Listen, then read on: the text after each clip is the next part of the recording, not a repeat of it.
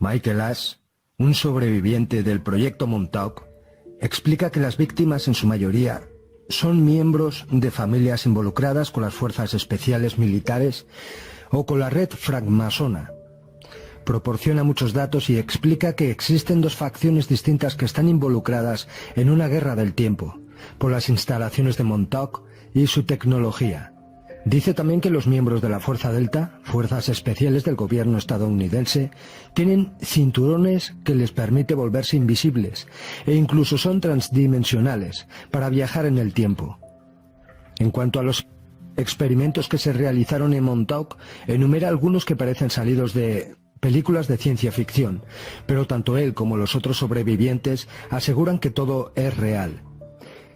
Materializar objetos con el poder del pensamiento y realizar operaciones como duplicar un animal o un objeto.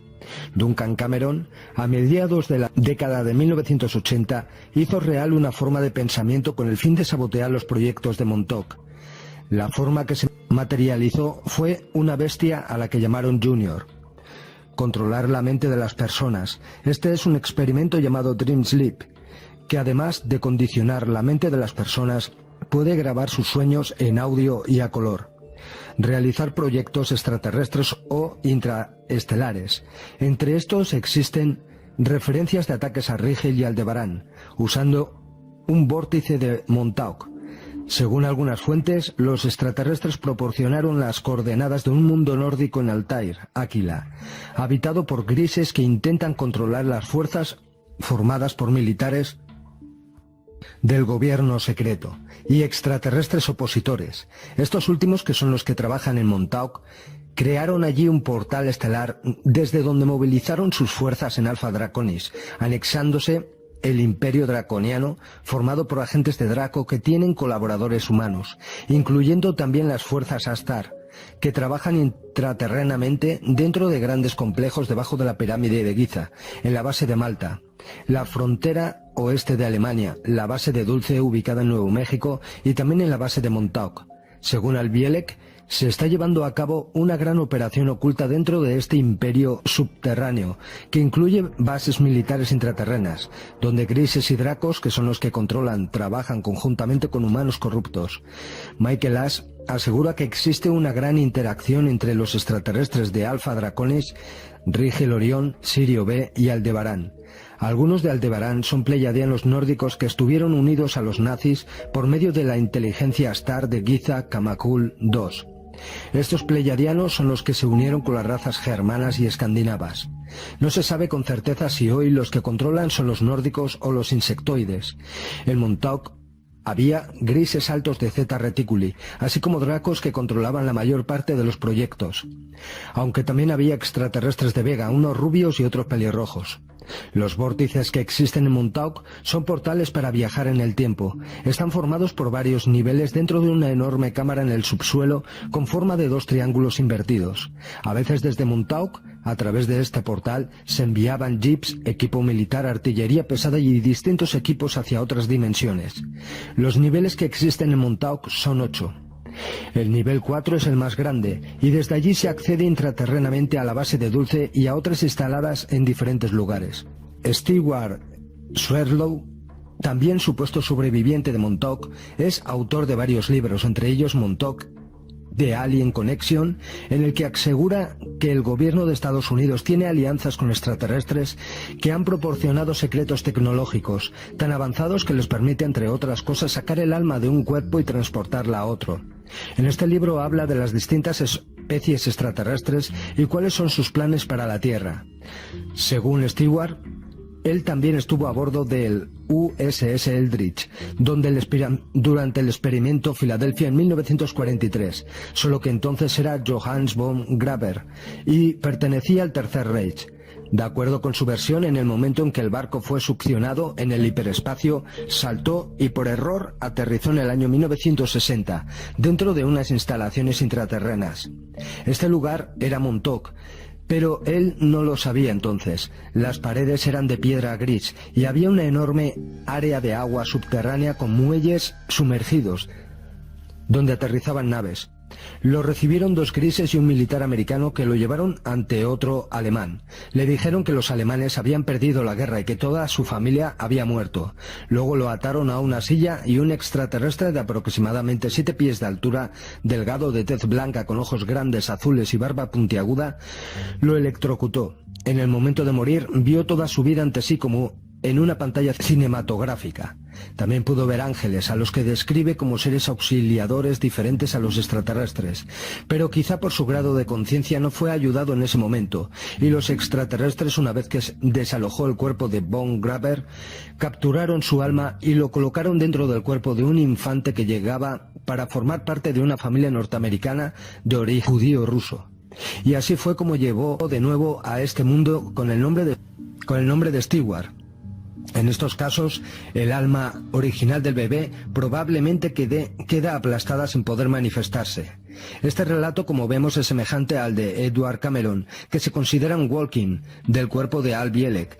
Stewart asegura que con regularidad se emplea el programa dedicado a capturar almas, es decir, sacan el alma de determinadas personas y la colocan en cuerpos de bebés que nacen dentro de familias especialmente seleccionadas. Muchos nazis fueron acomodados en cuerpos nuevos de esta manera, especialmente en cuerpos judíos. Según esto, los que forman el gobierno oculto conocen esta tecnología desde hace mucho tiempo y la usan para sí mismos. Stewart explica que la familia real británica, así como otras familias de los Illuminati, de esta manera, cuando un cuerpo ya está viejo y desgastado, instalan el alma en uno nuevo dentro de la misma línea genética. Los Illuminati, francmasones del grupo Bilderberg, también están aliados con algunos entes de Sirio, que son reptiles y draconianos, pero estos no son originarios de Sirio, aunque la tecnología que usan sí es de allí. Quienes forman este grupo de los Illuminati son descendientes directos de los reptilianos. Stewart presupone que los reptilianos y draconianos son originarios de los sistemas solares de Orión y Draco, pero los sirios, que tienen la apariencia de humanoides altos de tez blanca, de ojos azules, están coludidos con ellos. A su parecer, los de Sirio tienen la tecnología para crear naves holográficas y enseñaron este sistema a los militares, que lo emplean como parte del proyecto Blue Beam de la NASA. Con esta técnica pueden diseñar cualquier tipo de hologramas y, de hecho, supuestamente ya existe un intrincado programa de computadora que será proyectado desde un satélite para simular la llegada de Maitreya y para escenificar una invasión extraterrestre. Todo esto aparentemente es para que el mundo acepte a los extraterrestres como salvadores y así someter a la humanidad al nuevo orden mundial totalitario. En una entrevista se le preguntó a Stewart sobre la nave espacial Starfleet International, a la que hace referencia Branton en su libro Secrets of the Mojave, y confirmó que efectivamente esta nave está relacionada con el conflicto entre híbridos y reptiles originales que cambian de apariencia a voluntad, dejándose ver como humanos cuando les conviene. Estos son los que en la literatura extraterrestre se conoce como shapeshifter, metamorfoseados o transformación de su apariencia en reptil. Los híbridos son 50% humanos y 50% reptiles. Otra víctima de la manipulación fue dada a conocer por Carla Turner, cuando relata la historia de Ted Rice, un sencillo joven del estado de Alabama que tuvo varias experiencias con sus guías espirituales, Rafael, Sarón y Bolmo, que lo condujeron a desarrollar sus habilidades psíquicas. A través de sueños vívidos lo dirigieron de forma muy objetiva, indicándole a qué ciudad mudarse, en qué empresa solicitar trabajo, y lo manipularon para que se fuera desenvolviendo de acuerdo con los planes que tenían para él. En un principio Ted creyó que se trataba de ángeles, que lo estaban transformando en un trabajador de la luz, pero su vida, llena de angustia, comenzó a desmoronarse porque recibía una decepción tras otra. Además tenía horrendas visiones catastróficas, visitas nocturnas y muchas vivencias aterradoras, a veces compartidas con sus amistades, por lo que buscó la ayuda de Barbara Bartholomew, hipnoterapeuta de Tulsa, Oklahoma, quien por medio de la terapia de regresiones pudo comprobar que Ted había sido víctima de abducciones extraterrestres desde que era niño. Después fue apoyado por Carla Turner que en el libro Disfraz de Ángeles recoge su espeluznante historia de terror y decepción, porque lo que en un principio Ted creyó eran seres de luz, resultaron ser malévolas entidades que según él eran extraterrestres. Su historia involucra tanto a los extraterrestres malos como a los buenos, pero por sus acciones, independientemente de que parecen trabajar en conjunto, se puede deducir que los dos grupos son formados por entidades egoístas y sin ningún asomo de compasión por el ser humano. La vida de Ted, desde sus primeros años, fue orquestada por entes malignos que lo manipularon para que tuviera características paranormales. Una de sus abducciones fue cuando tenía alrededor de 8 años. Fue secuestrado por grises y llevado a una nave, y en un cuarto parecido a un laboratorio lo tumbaron contra una plataforma metálica, donde fue examinado por una mujer pelirroja, vestida con bata blanca y con los labios pintados de color oscuro. Había un silencio espectral en el ambiente, que se sentía inundado de energía antivida, carente totalmente de cualquier vibración. Lo desvistieron a la fuerza y sometieron a un tipo de rayos X, al parecer para revisar algo que le habían hecho en alguna abducción anterior.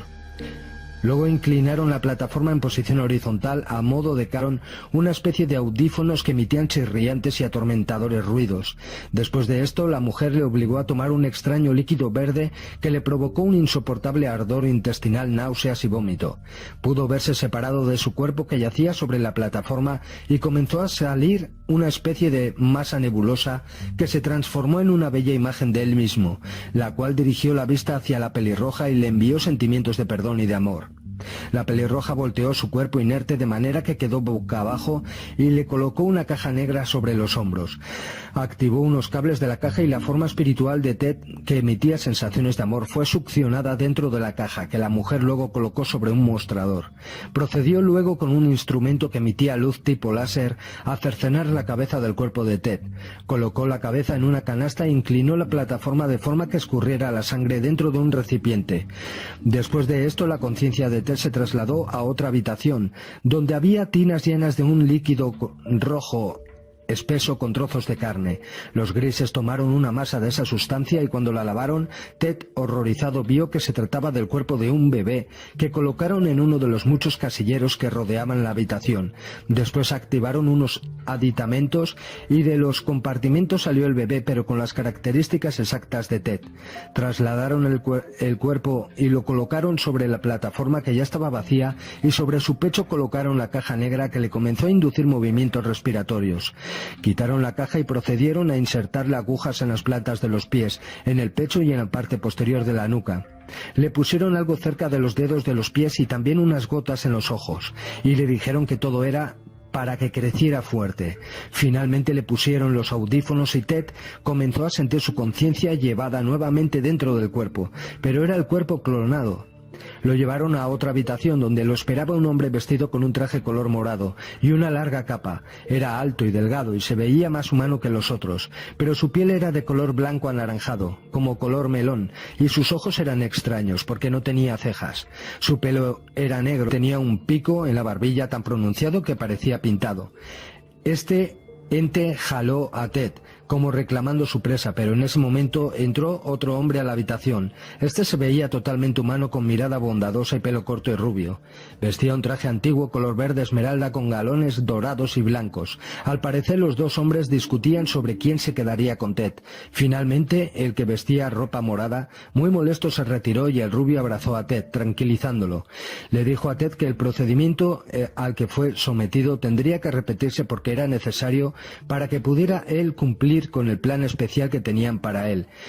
Por su corta edad, Ted apenas comprendía lo que el rubio le decía, pero entendió que sus padres también habían sido sometidos a ciertos experimentos genéticos y que todos esos experimentos estaban relacionados con la continuidad de la vida. El rubio después llevó a Ted a un gran auditorio donde pudo observar a muchos grises y también una gran cantidad de animales, incluyendo especies que nunca había visto, unos del tipo pie grande, otros mitad humanos y mitad cucarachas, otros como mantis religiosas, otros como gusanos, otros como como medio humanos y medio simios. Del otro lado del auditorio, Ted pudo ver al hombre vestido de morado que se llevaba a dos niños, un niño y una niña que también estaban desnudos, pero la pelirroja lo alcanzó y le quitó a los niños y los reunió con Ted. El rubio tomó a Ted en sus brazos y lo elevó para que todo el público lo viera. Luego hizo lo mismo con los otros dos niños. El público parecía estar concentrando su atención en ellos y aprobando lo que se les presentaba mientras el rubio explicaba que los niños eran idénticos a los originales y que eran el comienzo de lo que tenían planeado para las futuras generaciones en la Tierra. Durante sus regresiones, Ted entraba en crisis gritando que sabía que había varios dobles de él clonados, que él no era hijo de su madre porque era un producto artificial. Era una abducción. Le explicaron a Ted que todo el espacio está lleno de cargas positivas y negativas, lo que produce diferentes dimensiones con entidades inteligentes. La conclusión algo sombría de Ted es que estos entes nos han diseñado con energía positiva y negativa para que tanto los de una dimensión como los de la otra puedan usarnos como fuente de energía, como alimento.